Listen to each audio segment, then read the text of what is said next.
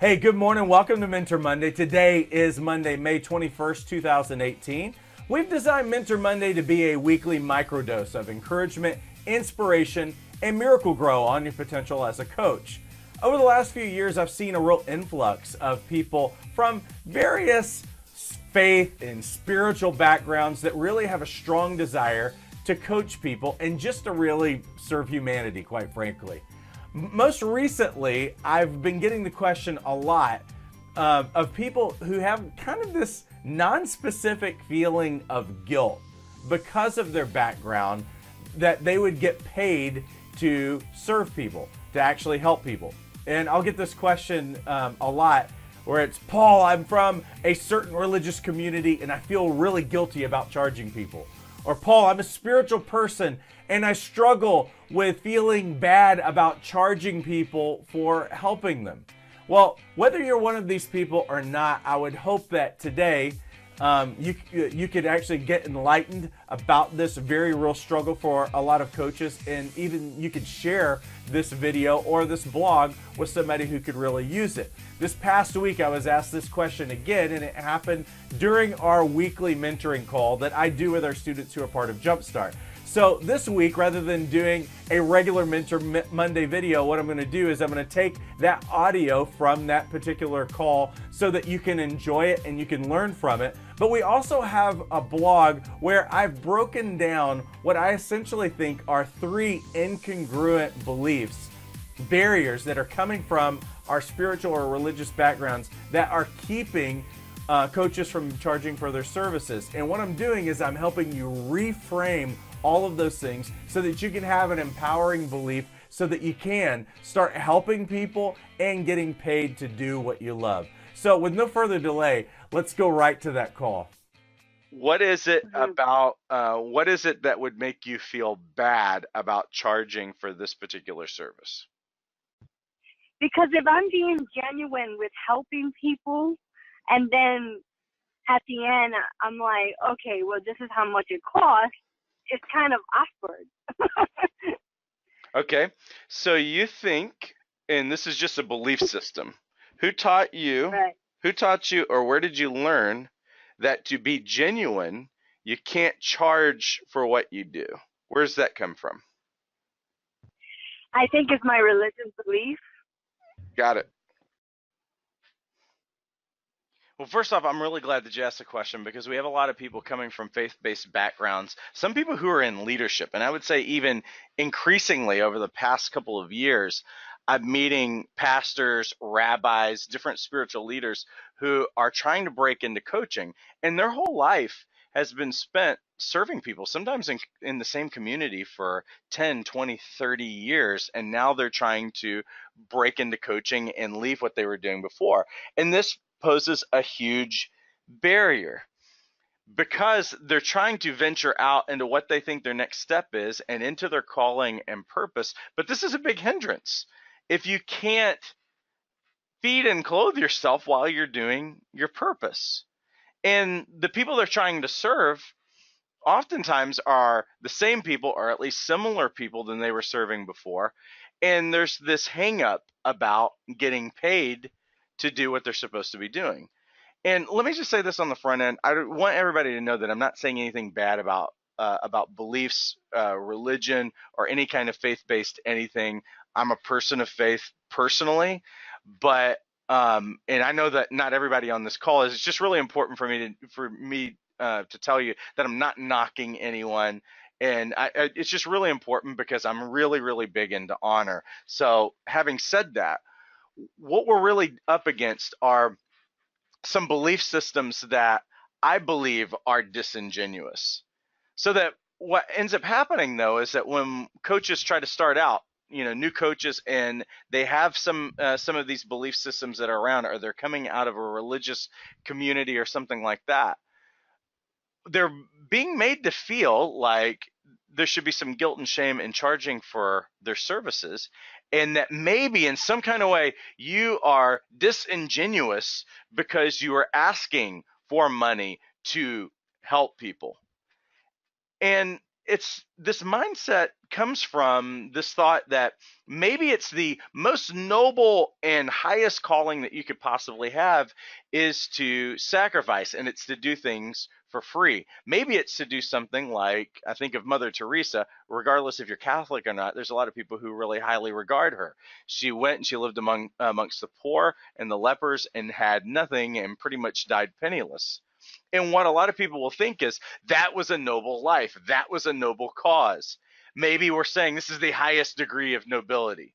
Or from a religious standpoint, that this is the highest degree of spirituality. This is the highest calling.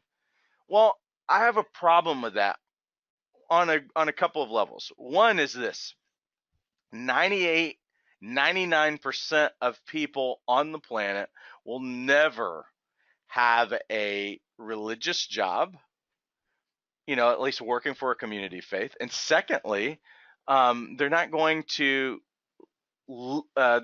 take a position in their life as far as their calling and their purpose is not asking them to go and do that thing.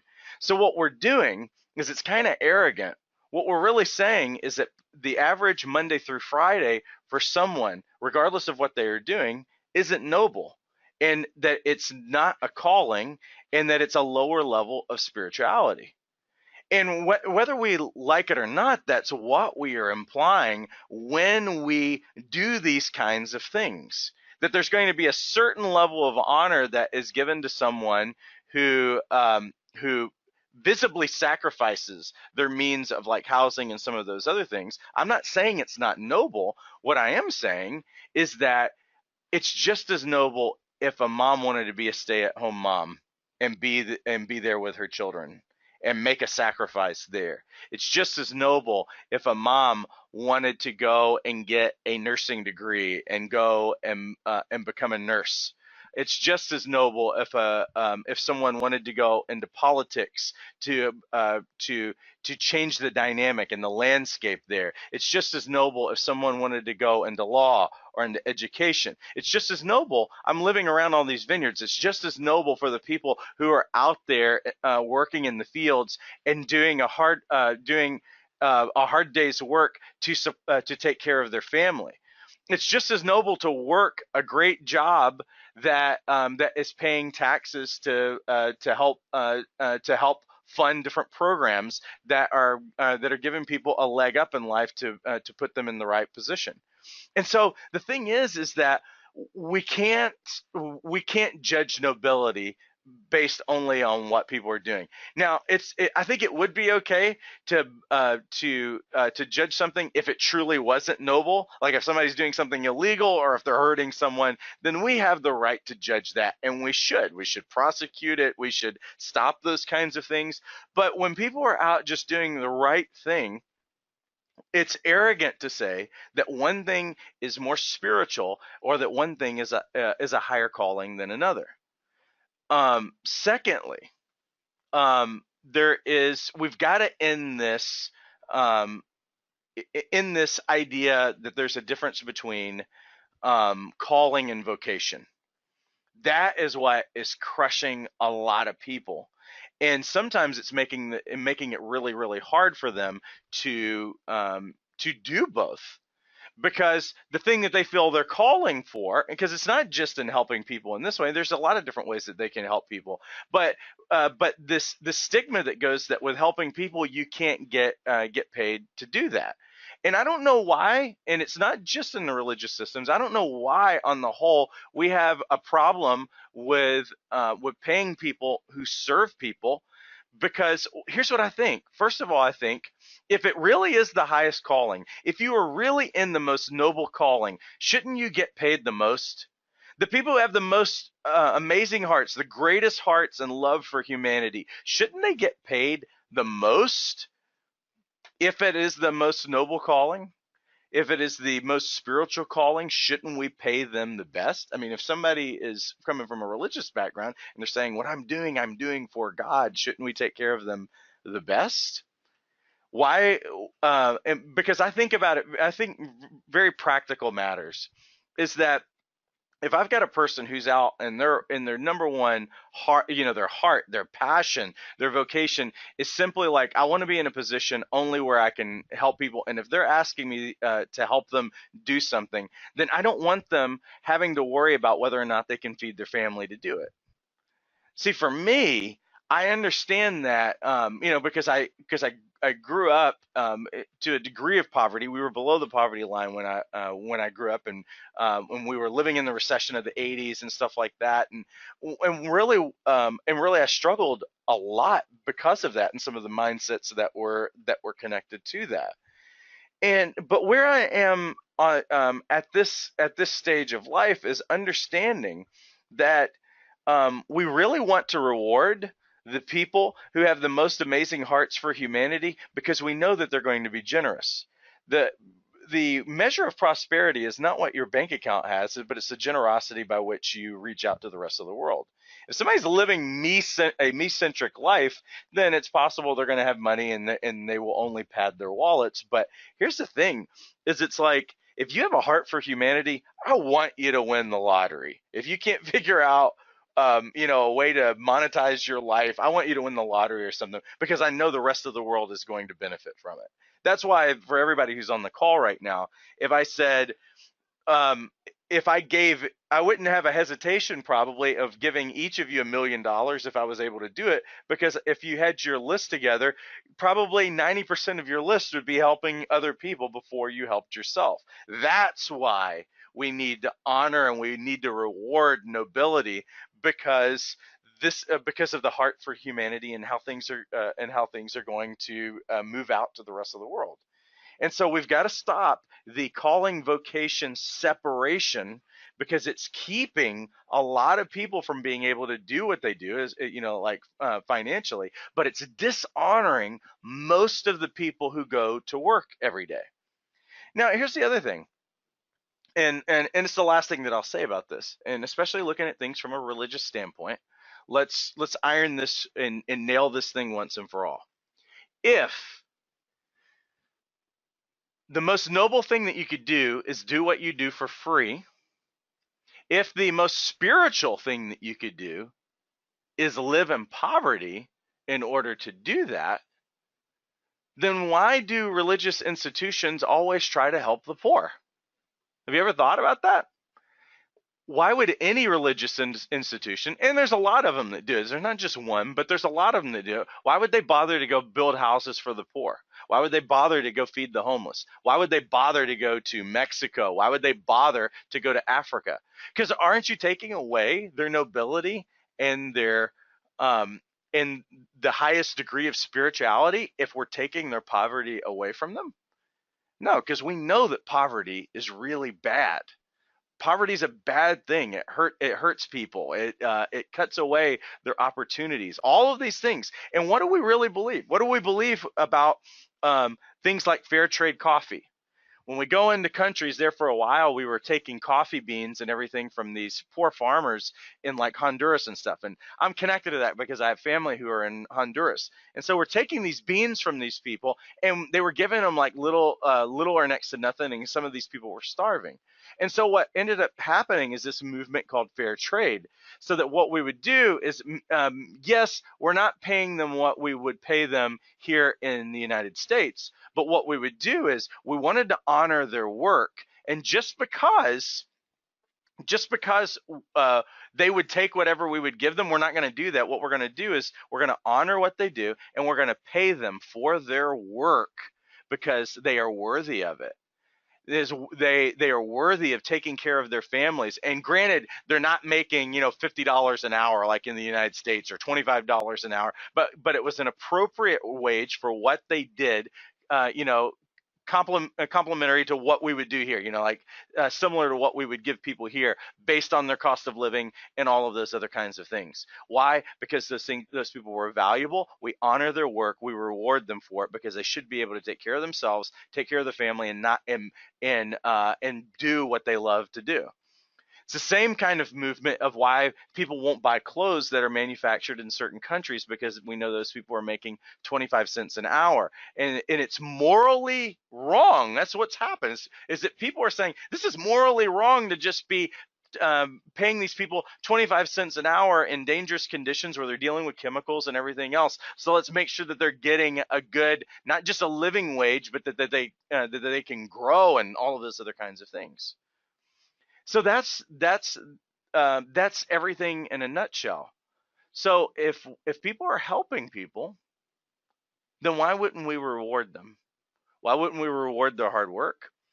What it really comes down to is how we value people and how we treat them. For the farmer in Honduras to the person working in a sweatshop in some country, in another part of the world, to the barista, we've got it. When we value people, when we value what they bring, we pay them. And when we don't reward someone for their hard work, because work has value to it anyway, work just in what we do, not just that it's meaningful and purposeful, but work is good for us, and it gives us value. It gives us it makes us feel good at the end of the day, not only physically, but it's like I contributed something. And so people should always get paid so that they're rewarded, and they should be paid really well, so that they're compensated well, so they can take care of their family and all these other things. Why is it with helping people? Here's people who are doing the most complex, some of the most highly trained people, some of the most caring people in the world. I mean, like we're talking about this right now. You guys are all paying money just to hear me talk right now, so that you can grow and be better at what you do. So you're investing in yourselves. This is not just some like little joke or like little hobby that you're doing on the side. This is like, I want to help humanity. So you need to get paid to do it. And this is one of the things that I will tell you, that most people who are coming from a helping background, because you've been a helper your entire life and it's meant putting other people ahead of you many times, is that sometimes it wars against our own self-worth. And so, and it wars against you for so long, because people are just kind of like, well, I just expect that you're just going to do stuff for free then.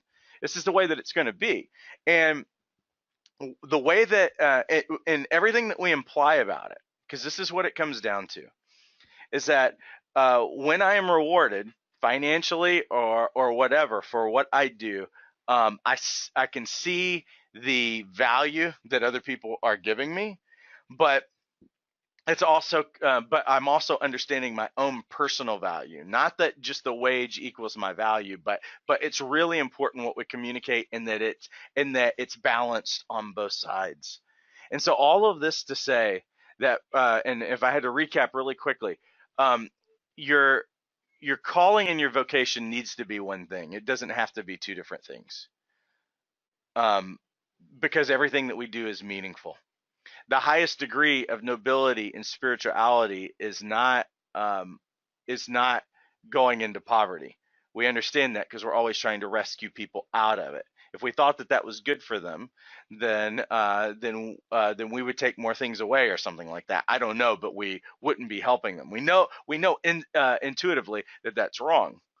The other thing is too is that someone who works in a field, someone who feeds the homeless, someone who is working as a doctor, have they sacrificed less than someone who goes and lives amongst the poor? Because I know the sacrifices that I've had. Sometimes people look at pictures of me and my family and they're like, oh, look at this. This is the perfect family. And he's got the beautiful wife and he's got 3 beautiful daughters and all of this other stuff. That would be really easy to look at my age of 43, almost 44, and say, look at that snapshot. But if you talk to me for about 5 or 10 minutes, you know what my story is. And we've sacrificed. We've thrift store shopped. We've done a lot of things. I mean, very, very humbling experiences that we have been through before this stage, and I haven't forgotten it. And the fact is that I'm happy not only that we're in a financial position to be generous to our own children and to create a safe environment where they can thrive and to think about their dreams, But that every day that what I do is I help people leave their 9 to 5, break mindsets, break out of fear so that they can live into what they're doing. And I do it at a fraction of the price that other people are doing it. But if I can point at the story after story, there's a guy that yesterday I see him as this young guy who's got a lot of skills and ability and everything else. And I ask him, hey, is there any kind of workshop or training thing that you've been thinking about lately? Because what I'm thinking of is I'm going to foot the bill for something that he can't afford, because he's a young guy and he's trying to make it and he's working really hard. And it's like, I get a chance to be able to do this. I get a chance. Last year we helped to get 23 girls out of sex trafficking in San Diego County, ages 12 to 16. They can't pay me back. They will never pay me back. They'll never know who I am. I'm in a position so that I can do better work. And so all of this to say is, I also have to say, if you felt like the calling on your life was poverty or to do things for free, I'm not going to argue with that. But no one should expect that of you. It's fine if somebody says, I feel like I'm supposed to take a vow of poverty and sell everything that I have and live amongst the poor or whatever, then that's fine. I can't argue with that. But no one should have the expectation that you're going to do what you do for free, and that you're because it is about your worth and value, that you are worth being paid for. You are worth your wages because you work hard and you're a valuable human being and you have other things to take care of. You should be able to pursue your purpose and not have to worry about whether or not you can keep the lights on. They're not mutually exclusive things. They are one thing. And everybody's living, trying and aspiring to live a noble, purposeful life. And so let's not allow anybody to look at what anybody does with any kind of level of arrogance and look down upon anyone, whether they be a rich person or whether they just be like a impoverished spiritual person or something like that, if that even makes any sense. It's just really important for us to be really balanced, and let's be really honest. At the end of the day, it's all about honor and it's bringing value to people. And that's what we do as coaches all the time.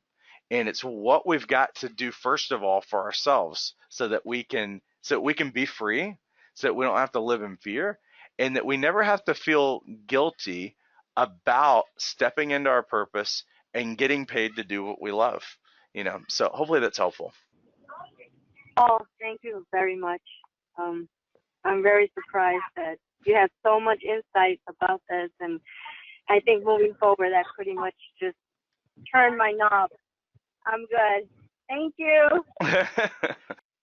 Hey, I hope you really enjoyed that. If you would, continue the conversation with us on social media, and make sure that you share this video and the blog with anyone that you think that this could be really helpful for. Have a great rest of your week and take care.